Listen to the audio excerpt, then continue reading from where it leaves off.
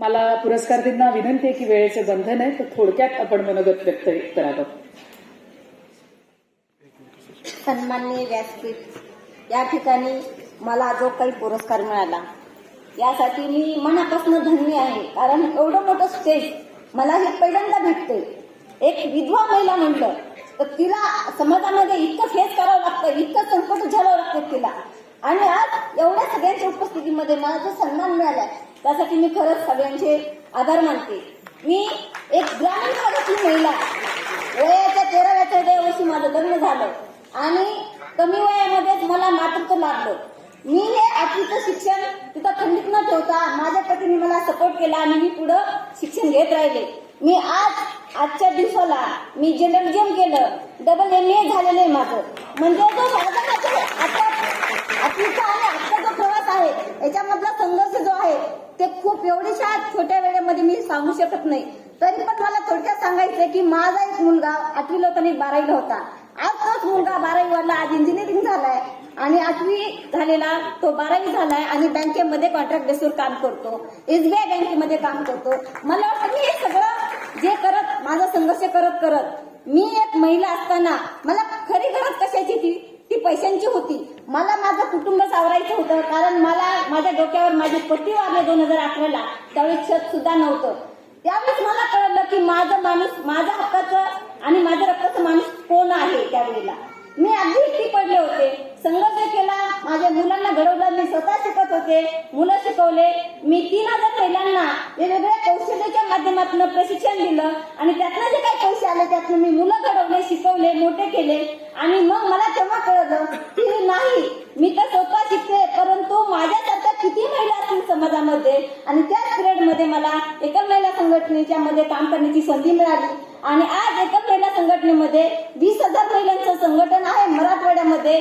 आणि मी या समाजामध्ये जगत असताना मला माणूस म्हणून जगण्याचा जो अधिकार मिळाला, भारतरत्न डॉक्टर बाबासाहेब आंबेडकर यांच्या घटनेमध्ये जे काही मला अधिकार, मला मुलांची जाणीव झाली आणि त्या दिवसापासून मी प्रत्येक जीवन जगायला शिकले. कारण मी पती वारल्याच्या नंतर अगदी मला स्वतःला मृत वाटत होतं. कारण मला वाटत होतं की माझं आयुष्य आता संपलेलं आहे, मला फक्त मुलंच घडवायचे आणि माझं या ठिकाणी संपलंय. परंतु जेव्हा मला घटना समजली तेव्हापासून मी स्वतंत्रपणे जगायला शिकले, तेव्हापासून मी माणूस म्हणून जगायला शिकले. आणि माझा ज्या बदल दिसतो तो या घटनेमुळे आज मला वाटतं की मी माणूस म्हणून जीवन जगायला शिकले आणि माझ्यासारख्या अनेक महिलांना मी हे जगायलाही शिकवत आहे. कारण पैसा हा कुणी कमवतो, परंतु या समाजामध्ये आजूबाजूला एवढ्या घीन नजरा येतात, ह्याच्यातून जगायचं असेल तर फार कठीण प्रसंगातून बाईला पुढे यावं लागतं. आणि त्याच्यामध्ये मला वाटतं की तेवढ्याच त्या कुटुंबाचा पण सहभाग असला पाहिजे. या ठिकाणी खूप सारे महिला आणि पुरुष आहेत, आपल्या प्रत्येकाची जबाबदारी आहे की मला वाटतं की समानता आणायची आहे.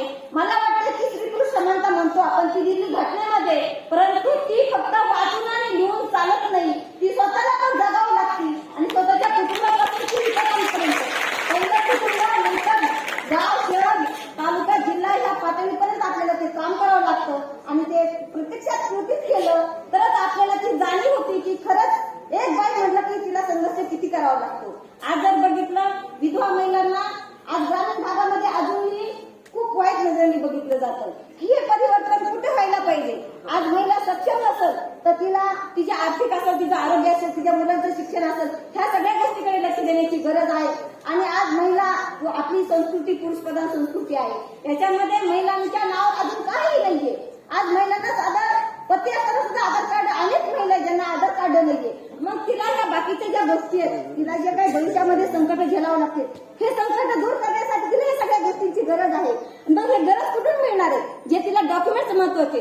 जेव्हा आम्ही संघटनेमध्ये काम सुरू केलं त्याच्यामध्ये पहिल्या महिलांचे आधार कार्ड काढायला सुरू केलं, पॅन कार्ड काढले, बँकेचे खाते काढले आणि मग त्या कला कौशल्याच्या माध्यमातून महिला छोटे छोटे उद्योग सुरू करायला लागले.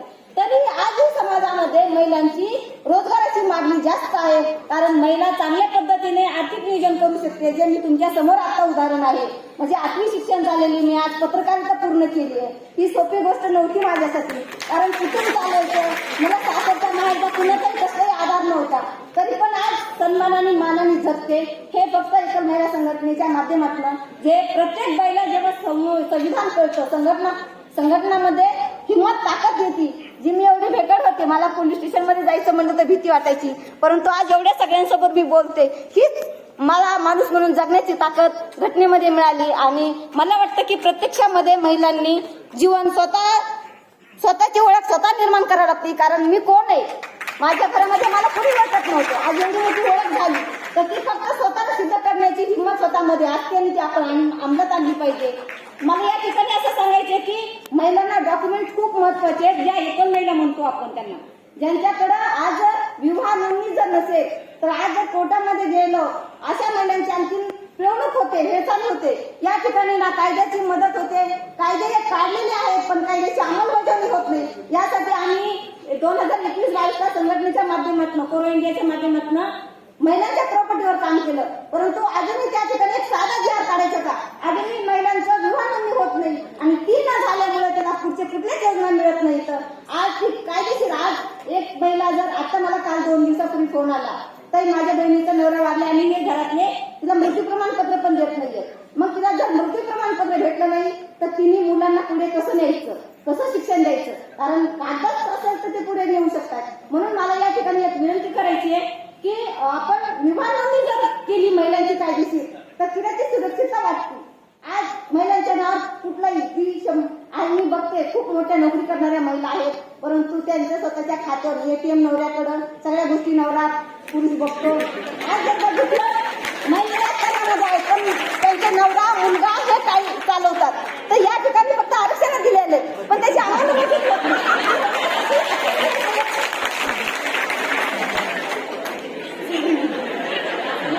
ग्रामीण भागामध्ये हे सगळं पाहते. धन्यवाद. या ठिकाणी मला 2 मिनिटं बोलण्याची संधी मिळाली. आपल्या जर काही सूचना असतील तर त्या आम्हाला लेखी स्वरूपात द्याव्या. यानंतर यशस्विनी पत्रकारिता सन्मान ज्यांना मिळाला